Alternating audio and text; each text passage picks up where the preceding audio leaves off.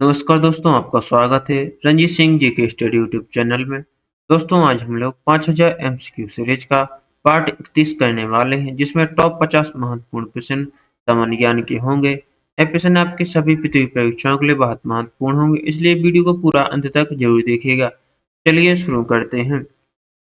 आपका पहला प्रश्न है, उस साम्राज्य का नाम बताइए जिसने सर्वप्रथम युद्ध में हाथियों का उपयोग किया था। इसके ऑप्शन है चंपा या मगध या कौशल या अवंती। इसका सही जवाब है ऑप्शन बी मगध। अगला प्रश्न देखते हैं। अगला प्रश्न है, निम्नलिखित में से कौन मत्स्य महाजनपद की राजधानी थी। इसके ऑप्शन है कौशाम्बी या इंद्रप्रस्थ या विराटनगर या मथुरा। इसका सही जवाब है ऑप्शन सी विराटनगर। अगला प्रश्न देखते हैं। अगला प्रश्न है, निम्नलिखित में से किस वेद में रोगों के उपचार और जादुई अनुष्ठानों का वर्णन है। इसके ऑप्शन है यजुर्वेद में या ऋग्वेद में या सामवेद में या अथर्ववेद में। इसका सही जवाब है ऑप्शन डी अथर्ववेद में। अगला प्रश्न देखते हैं। अगला प्रश्न है, सावी नदी के तट पर स्थित उस स्थल का क्या नाम है था जहां राजस्थान की प्राचीन सभ्यता बसी हुई थी। इसके ऑप्शन है लुंड या जोधपुरा या नगरी या बारौर। इसका सही जवाब है ऑप्शन बी जोधपुरा। अगला प्रश्न है, हिंदू पौराणिक कथाओं के संदर्भ में निम्नलिखित में से कौन भगवान विष्णु के 10 अवतारों का हिस्सा नहीं है। इसके ऑप्शन है गरुड़ या कुर्म या वराह या मत्स्य। इसका सही जवाब है ऑप्शन ए गरुड़। दोस्तों, वीडियो पसंद आए तो वीडियो को लाइक और चैनल को सब्सक्राइब जरूर करें।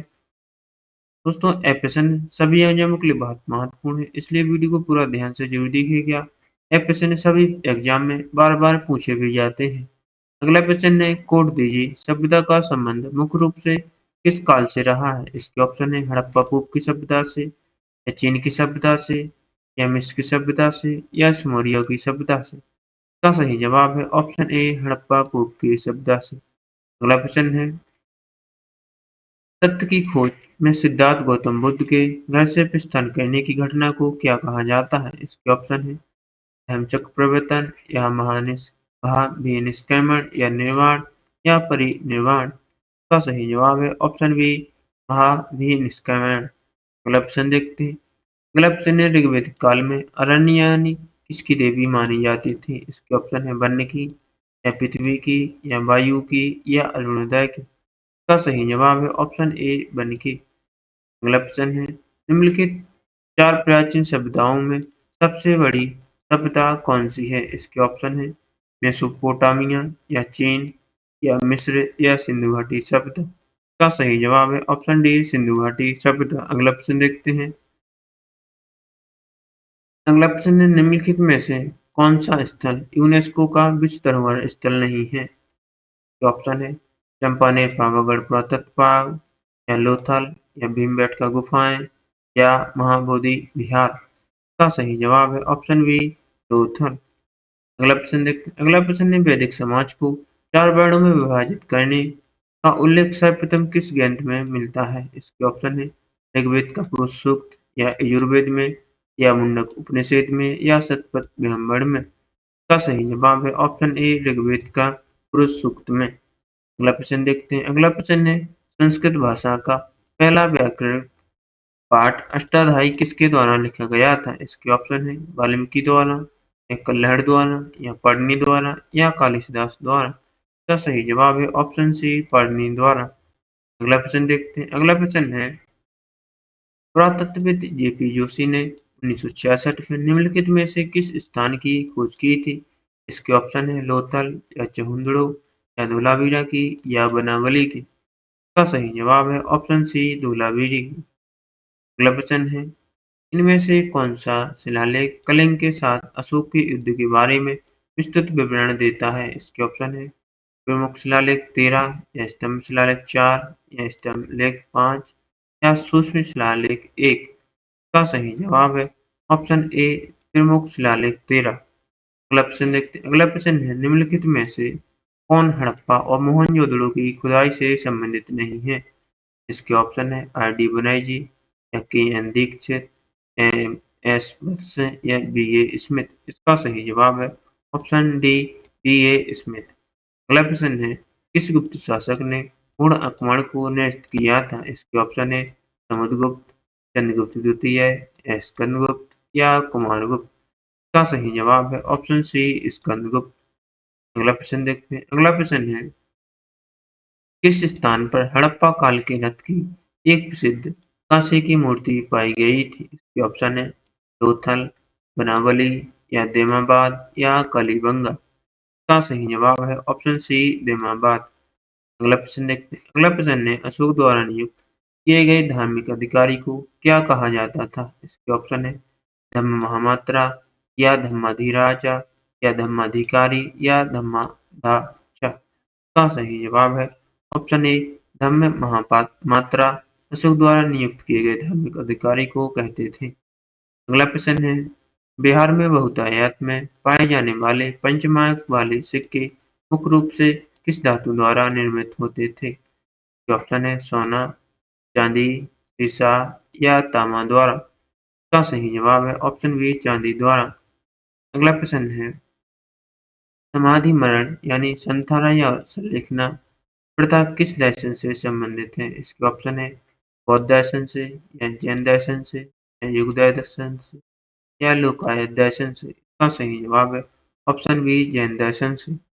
अगला प्रश्न है छंदोग्य ब्राह्मण और छंदोग्य उपनिषद मुख्य रूप से किस वेद से संबंधित है?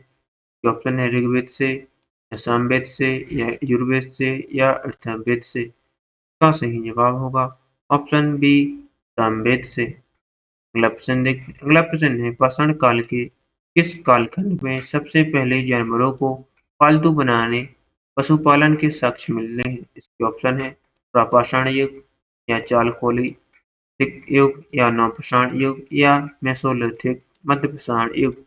का सही जवाब है ऑप्शन डी मेसोलिथिक मध्यपाषाण युग। अगला प्रश्न देखते हैं। अगला प्रश्न है मनुस्मृति के अनुसार एक युवती और उसके प्रेमी के स्वैच्छिक संग प्रेम विवाह को किस रूप में जाना जाता है? ये ऑप्शन है आठवां रूप या पांचवा रूप या सातवां रूप या छठा रूप गंधर्व विवाह। का सही जवाब होगा ऑप्शन डी छठा रूप गंधर्व विवाह कहा जाता है। अगला प्रश्न होगा ऋग्वैदिक युग की निम्नलिखित में नदियों में से किसे नदीतरमा नदियों में सर्वश्रेष्ठ के रूप में जाना जाता है? इसके ऑप्शन है सिंधु नदी को या कुम्मा नदी को या गंगा नदी को या सरस्वती नदी को।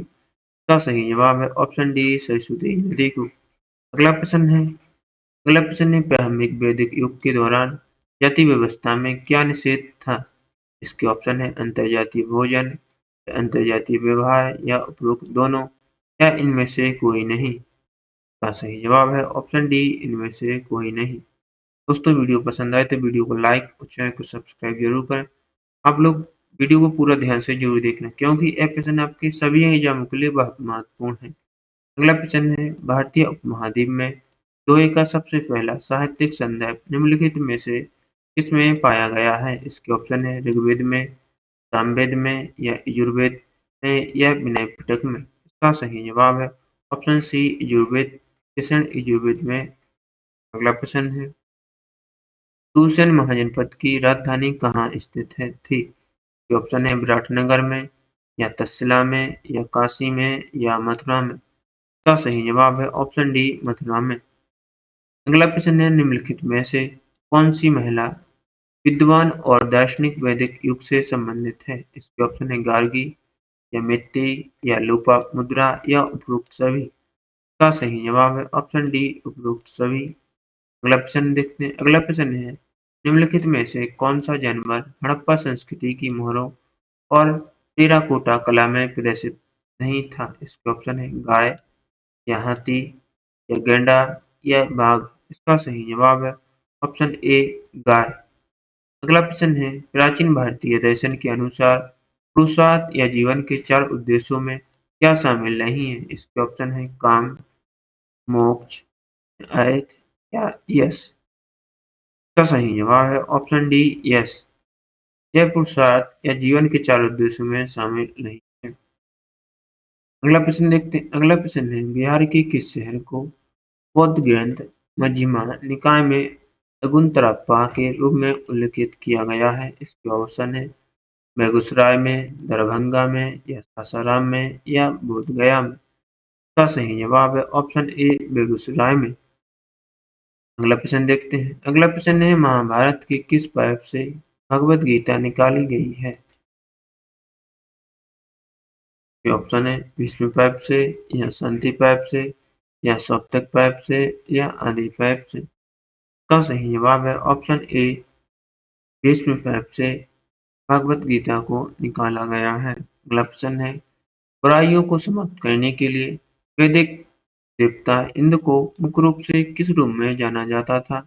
इसके ऑप्शन है अग्नि या महान योद्धा पुरंदर या प्रकाश और शक्ति या वायु के रूप में? इसका सही जवाब है ऑप्शन बी महान योद्धा पुरंदर के रूप में। अगला प्रश्न है निम्नलिखित में से कौन बौद्ध धर्म में निर्वाण की अवधारणा का सबसे अच्छा वर्णन करता है? ये ऑप्शन है कामना की लौ का लुप्त होना, इच्छाओं का अंत या स्वयं का पूर्ण अंत या कल्याण और विश्राम की अवस्था या सभी समय से परे एक मानसिक अवस्था? इसका सही जवाब है ऑप्शन ए काम कामना की लौ का विलुप्त होना यानी इच्छाओं का अंत होना। अगला प्रश्न है निम्नलिखित में से किस स्थल से हड़प्पा काल के आरंभ में किलेबंदी के प्रमाण मिले हैं? इसके ऑप्शन है बनावली से या रोपड़ से या लोथल से या अमरी से? इसका सही जवाब है ऑप्शन ए बनावली से। अगला प्रश्न है देवताओं की स्तुति करने के लिए रचे गए वैदिक भजनों के भाग मंत्रों के संग्रह को क्या कहा जाता है? इसके ऑप्शन है संहिता या वेदांत या ब्राह्मण या सांख्य? इसका सही जवाब है ऑप्शन ए संहिता। अगला प्रश्न देखते हैं। अगला प्रश्न है मौर्य साम्राज्य के पतन के बाद दक्षिण त्रावणकोर के कुछ हिस्सों के साथ मदुरई और तिरुनेलवेली जिलों पर किसने कब्जा कर लिया था? इसके ऑप्शन है चौल ने या सातवाहन ने या शक ने या पांड्या ने? इसका सही जवाब है ऑप्शन डी पांड्यों ने कब्जा कर लिया था। अगला प्रश्न है कुतुब मीनार के पास स्थित ऐतिहासिक महरौली दो स्तंभ का निर्माण किस शासक के काल में हुआ था? ये ऑप्शन है चंद्रगुप्त विक्रमादित्य यानी चंद्रगुप्त द्वितीय या चंद्रगुप्त मौर्य या समुद्रगुप्त या अशोक? इसका सही जवाब है ऑप्शन ए चंद्रगुप्त विक्रमादित्य या चंद्रगुप्त द्वितीय। अगला प्रश्न है चित्तौड़गढ़ में स्थित जैन कीर्ति स्तंभ किस जैन तीर्थंकर को समर्पित है? इसका ऑप्शन है महावीर स्वामी को या पार्श्वनाथ या अजितनाथ को या आदिनाथ ऋषभदेव को? इसका सही जवाब है ऑप्शन डी आदिनाथ ऋषभदेव को। अगला प्रश्न है भारतीय यूनानी शासकों के बारे में जानकारी का मुख्य स्रोत क्या है? ये ऑप्शन है या तरीखाते या सिक्के या बौद्ध साहित्य या जैन साहित्य? इसका सही जवाब है ऑप्शन बी सिक्के। अगला प्रश्न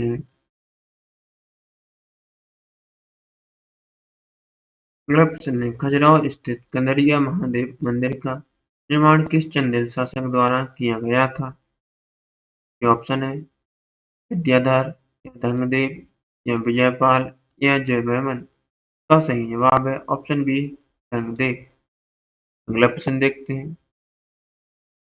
अगला प्रश्न है राजस्थान के किस राज्य का अधिकतम भाग वैधना या पुष्पवृत्ति वंश के शासक द्वारा प्राप्त किया गया था?